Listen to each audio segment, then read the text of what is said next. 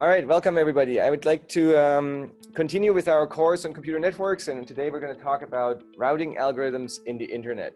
And the problem that we're looking at is how we get in our network from one node A to another node F over here. And so you can see the graph, there's many different paths and there's numbers on the edges that describe the cost of this path. And so one key question is, what is a good metric that we should ascribe to these edges? And so I'm going to ask that question in the classroom. What do you think is a good metric that we can use in computer networks? Please raise your hand on the online system so that I can see when you want to answer. Yes, thank you. So I see Janet has a response. What do you think is a good metric? I think the metric is delay. Excellent. Delay is a great metric to find a good path, because if we minimize delay, then we minimize the round trip time and we get the best performance in our path. And so what we're going to try to do here is we're going to try to find the shortest path that gives us that. And it turns out this path is over here. And if you add up the cost here, it minimizes it. And in particular, it's not the one with just 2 hops because these weights are very high. And so to emphasize this a little bit more, I'm going to turn over here to the other board and do another example here. And we have the same 6-node topology here with nodes A and F. And we're going to put in some metrics here that are, again, delay metrics. And we're going to try to find what the best possible path is.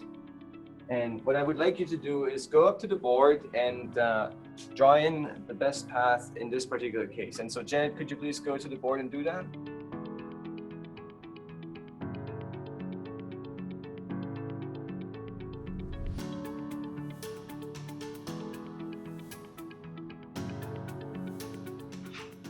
Great, thank you, Janet. So I see your answer here, going up here, down there, over here, and I see that this is the correct answer. And it turns out that you guys did a much better job than my previous class, where they took the path up here, and that is not correct. It's the least number of hops, but it's not the least overall cost. So I would like to think a little bit more about how this would work in the internet. Clearly, the internet is much larger, and so we have many more nodes. And so I'd like to do a quick poll and ask you to think about how many nodes there are in the internet.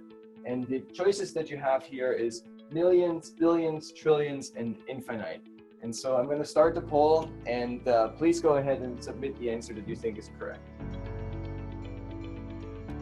All right, so we have the answers, and let's look at the results. And I see that half of you think there's trillions in here, about 30% say billions, and 20% who say millions.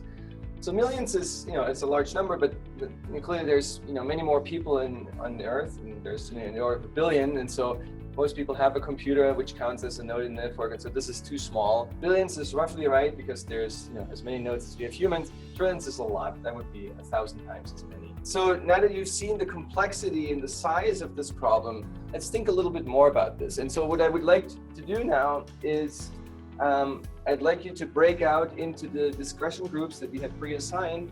And I want you to think a little bit more about a slightly richer question. And that is, now that you've seen these routing protocols and seen the challenges, that you want to build something on the global internet, what do you see as potential problems, and how would you solve them?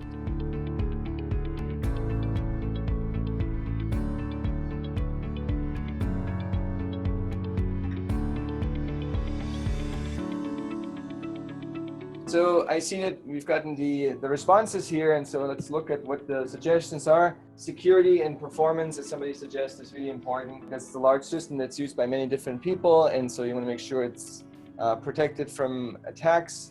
Automatic redundancy built in, so that in case something goes wrong, in large system things do go wrong, you can recover from that. Okay, so now that we've discussed this, I want you to do another exercise, and for that I want you to use the paper and pens that are going to be handed out. On these papers, I'd like you to, number 1, write your name, and then number 2, I would like you to draw an 8-node network. So this will be a larger network than we had previously, where you have 8 nodes and the links between them. And we're going to see here what this looks like.